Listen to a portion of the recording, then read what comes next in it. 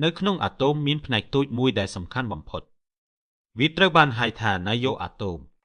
នៅក្នុងណាយ៉ូនេះមានភាគល្អិតពីរប្រភេទប្រូតុងនិងនុយត្រុងភាគល្អិតទាំងនេះត្រូវបានហៅថានុយក្លេអុងប៉ុន្តែមានសំណួរមួយដ៏គួរឲ្យចាប់អារម្មណ៍ប្រូតុងទាំងអស់មានបន្ទុកអគ្គិសនីវិជ្ជមានតាមច្បាប់អគ្គិសនីបន្ទុកដូចគ្នាគួរតែរុញគ្នាចេញ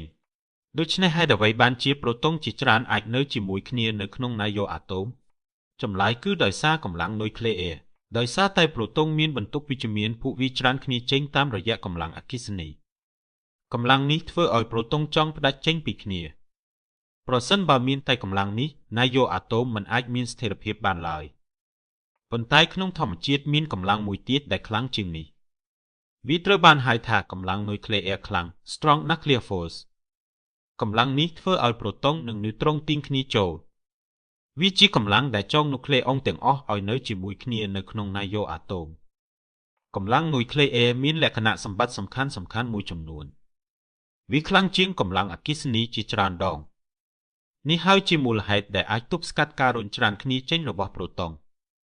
កម្លាំងនុយក្លេអ៊ែរមានឥទ្ធិពលតែក្នុងចម្ងាយខ្លីណាស់ប្រហែលជា10ស្វ័យគុណដល់15ម៉ែត្រដែលគេហៅថា femtometer ឆ្ងាយជាងចម្ងាយនេះកម្លាំងនុយក្លេអ៊ែរស្ទើរតែមិនមានឥទ្ធិពលទៀតឡើយកម្លាំងនុយក្លេអ៊ែរដំណើរការដូចគ្នារវាងប្រូតុងនិងប្រូតុងនុយត្រុងនិងនុយត្រុងប្រូតុងនិងនុយត្រុងនៅក្នុងណាយ៉ូអាតូមមានការប្រកួតប្រជែងរវាងកម្លាំងពីរប្រភេទកម្លាំងអគ្គិសនីនិងកម្លាំងនុយក្លេអ៊ែរកម្លាំងអគ្គិសនីធ្វើឲ្យប្រូតុងរុញច្រានគ្នាចេញកម្លាំងនុយក្លេអ៊ែរធ្វើឲ្យនុយក្លេអុងទាញគ្នាចូលប្រសិនបើកម្លាំងទាំងពីរមានតុល្យភាពនឹងគ្នាបានល្អនោះណាយ៉ូអាតូមនឹងមានស្ថិរភាពប៉ុន្តែសម្រាប់ណាយ៉ូខ្លះជាពិសេសណាយ៉ូធំតុល្យភាពនេះមិនអាចកើតមានបាន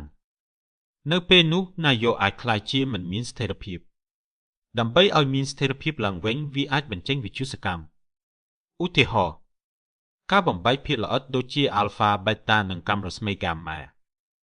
ហើយសម្រាប់ណាយ៉ូធំខ្លាំងវាអាចកើតមានការបំបែកខ្លួនជាណាយ៉ូតូចដែលហៅ nuclear fission ណាយ៉ូអាតូមគឺជាពិភពតូចមួយដែលពោរពេញដោយកម្លាំងដ៏អស្ចារ្យកម្លាំងនុយក្លេអ៊ែរគឺជាកម្លាំងដែលចងនុយក្លេអុងទាំងអស់ឲ្យនៅជាមួយគ្នាការយល់ដឹងអំពីកម្លាំងនេះមានសារៈសំខាន់ណាស់សម្រាប់រូបវិទ្យានុយក្លេអ៊ែរថាមពលនុយក្លេអ៊ែរវិទ្យាសាស្ត្រនុយក្លេអ៊ែរពិភពខាងក្នុងណាយ៉ូអាតូមគឺពោរពេញដោយអាថ៌កំបាំងនិងច្បាប់ធម្មជាតិដ៏អស្ចារ្យបើអ្នកចូលចិត្តវីដេអូវិទ្យាសាស្ត្របែបនេះសូម Subscribe Channel YouTube របស់ខ្ញុំដើម្បីស្វែងយល់អំពីវិទ្យាសាស្ត្របន្ថែមទៀត